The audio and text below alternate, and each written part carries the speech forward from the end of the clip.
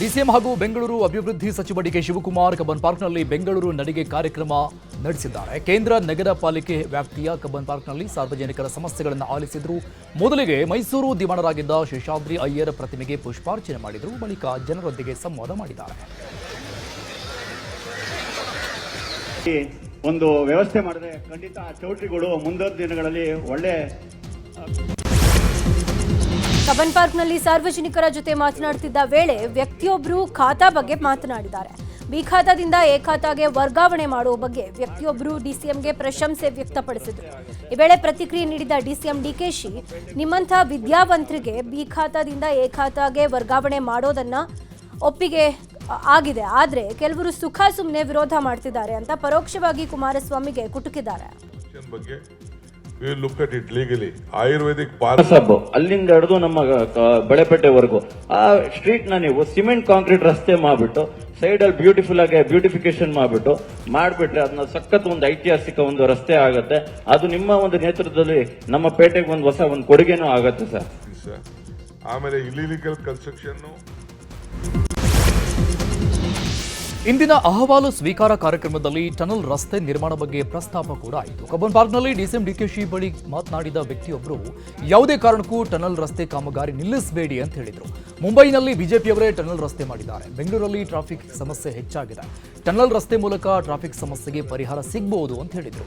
ಇದೇ ವೇಳೆ ಮಹಿಳೆಯೊಬ್ಬರು ಮಿನರ್ವಾ ಸರ್ಕಲ್ ಸುತ್ತಲಿನ ಚರಂಡಿ ಸಮಸ್ಯೆ ಬಗ್ಗೆ ಹೇಳಿಕೊಂಡಿದ್ದು ಸಮಸ್ಯೆ ಬಗೆಹರಿಸುವಂತೆ ಕೋರಿದ್ದಾರೆ.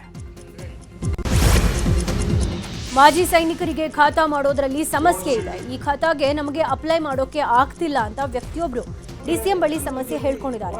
ಅವರ ಸಮಸ್ಯೆಯನ್ನ ಸಂಪೂರ್ಣವಾಗಿ ಆಲಿಸಿದ ಡಿಸಿಎಂ ಡಿಕೆ ಶಿವಕುಮಾರ್ ಸಮಸ್ಯೆ ಬಗೆಹರಿಸುವ ಆಶ್ವಾಸನೆ ನೀಡಿದರು.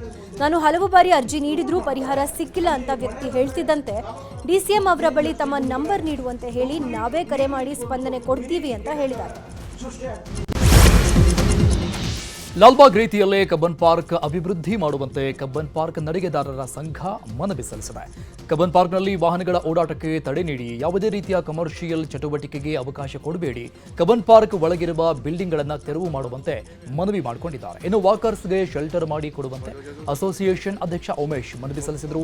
ಎಲ್ಲರ ಮನವಿ ಆಲಿಸಿದ ಡಿಸಿಎಂ ಇಲ್ಲಿ ಯಾವುದೇ ರೀತಿಯ ಪಿಲ್ಲರ್ ಹಾಕದಂತೆ ಅನೇಕರು ಮನವಿ ಮಾಡಿದ್ದಾರೆ. ನಿಮ್ಮ ಮನವಿ ಬಗ್ಗೆಯೂ ಗಮನ ಹರಿಸ್ತೇನೆ ಅಂತ ಹೇಳಿದರು. ಕಬ್ಬನ್ ಪಾರ್ಕ್ನಲ್ಲಿ ಪಿಕ್ನಿಕ್ಗೆ ಬ್ರೇಕ್ ಹಾಕಿ ಅಂತ ನಡಿಗೆದಾರರೊಬ್ಬರು ಮನವಿ ಮಾಡಿದ್ದಾರೆ. ಈ ವೇಳೆ ಅರುಣ್ ಪೈ ಮಾತನಾಡಿ ಕಬ್ಬನ್ ಪಾರ್ಕ್ಗೆ ಚಾರ್ಜ್ ಮಾಡಿ ಅಂತಂದ್ರು. ಆದರೆ ಮಧ್ಯಪ್ರವೇಶ ಮಾಡಿದ ಡಿಸಿಎಂ ಡಿಕೆಶಿ, ಇದು ಸಾರ್ವಜನಿಕರ ಪಾರ್ಕ್, ಇಲ್ಲಿ ಚಾರ್ಜ್ ಮಾಡೋಕ್ಕಾಗಲ್ಲ. 25 ವರ್ಷಕ್ಕೂ ಮೊದಲು ನಾವಿಲ್ಲಿ ಧರಣಿ ಮಾಡ್ತಿದ್ವಿ, ಈಗ ಫ್ರೀಡಂ ಪಾರ್ಕ್ಗೆ ಶಿಫ್ಟ್ ಮಾಡಲಾಗಿದೆ ಅಂದರು. ಪದ್ಮಶ್ರೀ ಪುರಸ್ಕೃತ ರಾಜಣ್ಣ ಪಾಟರಿ ಟೌನ್ ಮೆಟ್ರೋಗೆ ಪುನೀತ್ ರಾಜ್ಕುಮಾರ್ ಹೆಸರಿಡುವಂತೆ ಮನವಿ ಮಾಡಿದರು. ಭಕ್ತಕುಂಬಾರ ಚಿತ್ರ ಅಲ್ಲೇ ಚಿತ್ರೀಕರಣವಾಗಿದೆ.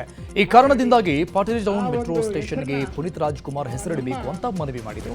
ಇದೇ ವೇಳೆ ಸಿವಿ ರಾಮನಗರ, ಪುರಕೇಶಿ ನಗರದಲ್ಲಿ ಪೌರ ಕಾರ್ಮಿಕರಿಗೆ ಹಕ್ಕುಪತ್ರ ನೀಡುವಂತೆ ರಾಜ್ಯ ಬಹುಜನ ಫೆಡರೇಷನ್ ರಾಜ್ಯಾಧ್ಯಕ್ಷ ಜಿಎಚ್ ಜೈಶಂಕರ್ ಮನವಿ ಸಲ್ಲಿಸಿದರು. ಕಬ್ಬನ್ ಪಾರ್ಕ್ ನಡಿಗೆಯಲ್ಲೂ ಪಣತ್ತೂರಿನ ಕಳಪೆ ರಸ್ತೆಗಳ ವಿಚಾರ ಪ್ರಸ್ತಾಪ ಆಗಿದೆ. ಪಣತ್ತೂರಿನಲ್ಲಿ ರಸ್ತೆ ಮಾಡ್ತಾರೆ, ಆದರೆ 2 ದಿನಕ್ಕೆ ಮತ್ತೆ ಅಗ್ದು ಹಾಕ್ತಾರೆ ಅಂತ ಯುವತಿಯೊಬ್ಬರು ಬೇಸರ ವ್ಯಕ್ತಪಡಿಸಿದ್ರು. ಸಂಸ್ಥೆಗಳ ಮಧ್ಯೆ ಸಮನ್ವಯತೆ ಕೊರತೆ ಎದ್ದು ಕಾಣ್ತಾ ಇದೆ. ರಸ್ತೆ ಸಮಸ್ಯೆ ಬಗೆಹರಿಸುವಂತೆ ಯುವತಿ ಡಿಸಿಎಂ ಬಳಿ ಮನವಿ ಸಲ್ಲಿಸಿದ್ದಾರೆ. ಚಿಕ್ಕಪೇಟೆ, ಕಬ್ಬನ್ಪೇಟೆ, ಹಳೆ ಬೆಂಗಳೂರು ಕಡೆ ಬನ್ನಿ, ಅಲ್ಲಿ ನಮ್ಮ ಸಮಸ್ಯೆ ಆಲಿಸಿ ಅಂತ ಯುವಕನೊಬ್ಬ ಡಿಸಿಎಂಗೆ ಮನವಿ ಮಾಡಿದ್ರು. ಸಣ್ಣ ಸಣ್ಣ ರಸ್ತೆಗಳಿರೋದ್ರಿಂದ ಟ್ರಾಫಿಕ್ ಸಮಸ್ಯೆ ಇದೆ, ನಡೆಯೋಕೆ ತುಂಬಾ ಸಮಸ್ಯೆ ಇದೆ. ಧರ್ಮರಾಯಸ್ವಾಮಿ ದೇಗುಲದಿಂದ ಬಡಾಮಕಾನ್ ಒಳ್ಳೆ ರಸ್ತೆ ಮಾಡಿಕೊಡಿ ಅಂತ ಯುವಕ ಮನವಿ ಮಾಡಿದ್ದಾನೆ. ಇನ್ನು ರಸ್ತೆ ತುಂಬಾ ಕಸ ಇದೆ ಅಂತ ಬೇಸರ ವ್ಯಕ್ತಪಡಿಸಿದ್ದಾನೆ. ಈ ವೇಳೆ ಮಾತನಾಡಿದ ಡಿಕೆಶಿ, ಗಾರ್ಬೇಜ್ ನೀವೇ ಬಿಸಾಕ್ತಾ ಇರೋದು, ನಾವು ಬಂದು ಎತ್ಕೊಂಡು ಹೋಗಬೇಕು ಅಂತ ಹೇಳಿದ್ದಾರೆ. ಪ್ರತಿಭಾವಂತರಿಗೆ, ವೃತ್ತಿಪರರಿಗೆ ಟಿಕೆಟ್ ಕೊಡಿ ಸರ್. ಬಿಬಿಎಂಪಿ ಚುನಾವಣೆಗೆ ಯಾಕೆ ಹಣ ಪಡ್ಕೊಂಡು ಟಿಕೆಟ್ ಕೊಡ್ತೀರಾ? ಟಿಕೆಟ್ ಪಡೆದವರೇ ಹಣ ನೀಡಿ ಪಡೆದಿದ್ದೇವೆ ಅಂತ ಹೇಳಿದ್ದಾರೆ ಅಂತ ವ್ಯಕ್ತಿಯೊಬ್ಬರು ಡಿಸಿಎಂ ಡಿಕೆಶಿ ಮುಂದೆ ಹೇಳಿದ್ದಾರೆ. ಇದಕ್ಕೆ ಉತ್ತರ ನೀಡಿದ ಡಿಸಿಎಂ, ಯಾವ ಪಾರ್ಟಿಯಲ್ಲೂ ಹಣ ಪಡೆದು ಟಿಕೆಟ್ ನೀಡಲ್ಲ. 50,000ದವರೆಗೆ ಟಿಕೆಟ್ ಅರ್ಜಿ ತಗೋಬಹುದು, ಅದನ್ನು ಬಿಟ್ಟು ಯಾವ ದುಡ್ಡು ತಗೊಳ್ಳೋದಿಲ್ಲ. ಈ ಬಗ್ಗೆ ದೂರು ನೀಡಿ ಇವತ್ತೇ ತನಿಖೆ ಮಾಡುವಂತೆ ಆದೇಶ ಮಾಡ್ತೀನಿ ಎಂದರು. ಇನ್ನು ಕಾರ್ಯಕ್ರಮ ಮುಗಿಸಿ ಪ್ರತಿಕ್ರಿಯೆ ನೀಡಿದ ಡಿಸಿಎಂ ಡಿಕೆ ಶಿವಕುಮಾರ್, ಈಗಾಗಲೇ ಸಾವಿರಾರು ಜನರನ್ನ ಭೇಟಿ ಮಾಡಿದ್ದೀನಿ, ಸಾರ್ವಜನಿಕರ ಆಕ್ರೋಶ ಸ್ವೀಕಾರ ಮಾಡಿದ್ದೀನಿ. ನಮ್ಮ ಅಧಿಕಾರಿಗಳು ಅವರ ಜೊತೆ ಮಾತಾಡ್ತಾರೆ. 6 ದಿನ 2 ಗಂಟೆ ಜನರ ಸಮಸ್ಯೆಗಳನ್ನು ಕೇಳಿದ್ದೀನಿ. ಕಬ್ಬನ್ ಪಾರ್ಕ್ ಇಡೀ ದೇಶಕ್ಕೆ ಹೆಸರುವಾಸಿ. ಇಲ್ಲಿ ಯಾವುದೇ ನಿರ್ಮಾಣ ಕೆಲಸಕ್ಕೆ ಅವಕಾಶ ಕೊಡಲ್ಲ. ಎಲ್ಲ ಗೇಟ್ಗಳಲ್ಲೂ ಕ್ಯಾಮೆರಾ ಅಳವಡಿಸ್ತೇವೆ. ಬಜೆಟ್ ಬಗ್ಗೆ ನಾನು ಮಾತನಾಡ್ತೀನಿ. ಹಾರ್ಟಿಕಲ್ಚರ್ ಡಿಪಾರ್ಟ್ಮೆಂಟ್ ಜೊತೆ ಮಾತನಾಡ್ತೀನಿ. ಆಗಿಲ್ಲ ಅಂದರೆ GBA ವತಿಯಿಂದ ಹಣ ನೀಡೋ ವ್ಯವಸ್ಥೆ ಮಾಡ್ತೀವಿ ಅಂತ ಹೇಳಿದರು. ಈಗ ರಾಜ್ಯದ ಸುದ್ದಿಗಳನ್ನು ನೋಡ್ತಾ ಹೋಗೋಣ. ಪಾರ್ಶ್ವವಾಯು ಜಾಗೃತಿಗಾಗಿ ಬೆಂಗಳೂರಲ್ಲಿ ಅಪೋಲೋ ಆಸ್ಪತ್ರೆ ವತಿಯಿಂದ ಜಾಗೃತಿ ರನ್ ಆಯೋಜನೆ ಮಾಡಲಾಗಿದೆ. ಬೆಂಗಳೂರಿನ ಜಯನಗರದಲ್ಲಿರುವ ಚೆನ್ನಮ್ಮ ಮೈದಾನದಲ್ಲಿ ರನ್ಗೆ ಚಾಲನೆಯನ್ನ ನೀಡಲಾಗಿದೆ. ಸುಮಾರು 4,000 ಮಂದಿ ಜಾಗೃತಿ ರನ್ನಲ್ಲಿ ಭಾಗಿಯಾಗಿದ್ದರು. ಅಪೋಲೋ ಆಸ್ಪತ್ರೆ ನರರೋಗ ಮತ್ತು ಪಾರ್ಶ್ವವಾಯು ತಜ್ಞ ಡಾಕ್ಟರ್ ಸೂರ್ಯನಾರಾಯಣ ಮಾತನಾಡಿ, ದೇಶದಲ್ಲಿ ಇತ್ತೀಚೆಗೆ ಸ್ಟ್ರೋಕ್ಗೆ ಒಳಗಾಗ್ತಾ ಇರುವಂತಹ ಸಂಖ್ಯೆ ಜಾಸ್ತಿ ಆಗ್ತಾ ಇದೆ. ಇದ್ರ ಬಗ್ಗೆ ಜನರಿಗೆ ಅರಿವು ಮೂಡಿಸಬೇಕು ಅಂದರು.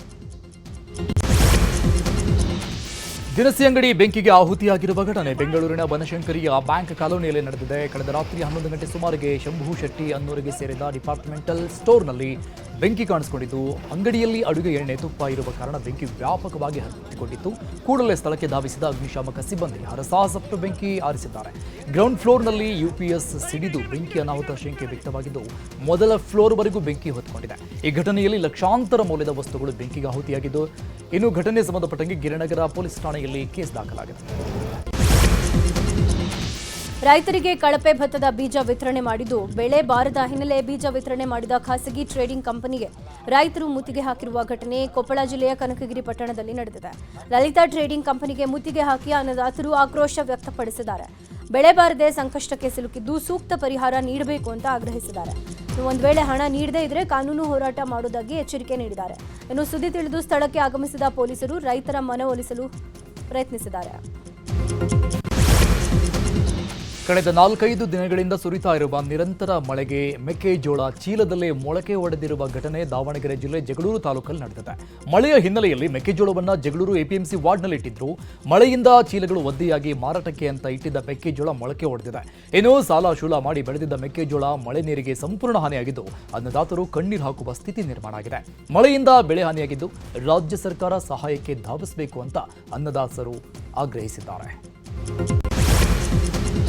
ಬಸವಕಲ್ಯಾಣ ನಗರದಲ್ಲಿ ನಗರಸಭೆ ವತಿಯಿಂದ ನಿರ್ಮಿಸಲಾಗಿರುವ ಈ ಟಾಯ್ಲೆಟ್ಗಳ ಸೂಕ್ತ ನಿರ್ವಹಣೆ ಇಲ್ಲದೆ ಪಾಳು ಬಿದ್ದಿದ್ದು ಸಾರ್ವಜನಿಕರ ಬಳಕೆಗೆ ಯೋಗ್ಯವಾಗಿಲ್ಲ. 2021-22ನೇ ಸಾಲಿನಲ್ಲಿ ನಗರದ ಸದಾನಂದ ಮಠ ತಾಲೂಕು ಆಸ್ಪತ್ರೆ ಹತ್ತಿರ ಸೇರಿದಂತೆ ಬಹುತೇಕ ಕಡೆಗಳಲ್ಲಿ ಈ ಟಾಯ್ಲೆಟ್ಗಳನ್ನು ನಿರ್ಮಿಸಲಾಗಿತ್ತು. ಕೆಲ ತಿಂಗಳಿಂದ ಈ ಟಾಯ್ಲೆಟ್ಗಳು ಮುಚ್ಚಿದ ಬಾಗಿಲು ತೆರೆದೇ ಇಲ್ಲ. ಇನ್ನು ಲಕ್ಷಾಂತರ ರೂಪಾಯಿ ವೆಚ್ಚ ಮಾಡಿ ನಿರ್ಮಿಸಲಾಗಿರುವ ಟಾಯ್ಲೆಟ್ಗಳನ್ನು ಸೂಕ್ತ ನಿರ್ವಹಣೆ ಮಾಡದೆ ನಗರಸಭೆ ಅಧಿಕಾರಿಗಳು ಕಣ್ಮುಚ್ಚಿ ಕುಳಿತಿರೋದು ವಿಪರ್ಯಾಸ. ಕೂಡಲೇ ಈ ಟಾಯ್ಲೆಟ್ಗಳನ್ನು ದುರಸ್ತಿಗೊಳಿಸಿ ಸಾರ್ವಜನಿಕರ ಬಳಕೆಗೆ ಅನುಕೂಲ ಮಾಡಿಕೊಡಬೇಕು ಅಂತ ಸ್ಥಳೀಯರು ಒತ್ತಾಯಿಸಿದ್ದಾರೆ. ಶಿವಮೊಗ್ಗ ಜಿಲ್ಲೆಯಲ್ಲಿ ಕಾಡಾನೆಗಳ ಹಾವಳಿ ಹೆಚ್ಚಾಗಿದೆ. ತೀರ್ಥಹಳ್ಳಿ ತಾಲೂಕಿನ ಆಗುಂಬೆಯ ಮಲ್ಲಂದೂರಿನಲ್ಲಿ ಕಾಡಾನೆ ಪ್ರತ್ಯಕ್ಷವಾಗಿದ್ದು, ತಡರಾತ್ರಿ ಗದ್ದೆಗೆ ನುಗ್ಗಿ ಬೆಳೆ ಸಂಪೂರ್ಣ ಹಾನಿ ಮಾಡಿದೆ. ಕಳೆದ 1 ತಿಂಗಳಿನಿಂದ ಈ ಭಾಗದಲ್ಲಿ ಕಾಡಾನೆಗಳ ಹಾವಳಿ ಅಧಿಕವಾಗಿದ್ದು, ಸ್ಥಳೀಯರು ಭಯದಲ್ಲಿ ವಾಸಿಸುವ ಸ್ಥಿತಿ ನಿರ್ಮಾಣವಾಗಿದೆ. ಇನ್ನು ಕಾಡಾನೆ ಹಿಡಿಯಲು ಅರಣ್ಯ ಸಿಬ್ಬಂದಿ ಹರಸಾಹಸ ಪಡುತ್ತಿದ್ದಾರೆ. ಉತ್ತರ ಕನ್ನಡ ಜಿಲ್ಲೆಯಲ್ಲಿ ಮಳೆ ಮುಂದುವರೆದಿದೆ. ಜಿಲ್ಲೆಯಲ್ಲಿ ಬಿಟ್ಟು ಬಿಡದೆ ಮಳೆ ಆಗ್ತಾ ಇದ್ದು, ಬೆಳೆ ಕಳೆದುಕೊಂಡು ರೈತರು ಸಂಕಷ್ಟಕ್ಕೆ ಸಿಲುಕಿದ್ದಾರೆ. ಇನ್ನೂ 2 ದಿನ ಭಾರೀ ಮಳೆ ಸುರಿಯುವ ಸಾಧ್ಯತೆ ಇದೆ ಅಂತ ಹವಾಮಾನ ಇಲಾಖೆ ಸೂಚನೆ ಕೊಟ್ಟಿದ್ದು, ಮೀನುಗಾರರಿಗೆ ಮೀನುಗಾರಿಕೆ ತೆರಳದಂತೆ ಜಿಲ್ಲಾಡಳಿತ ಆದೇಶ ಮಾಡಿದೆ.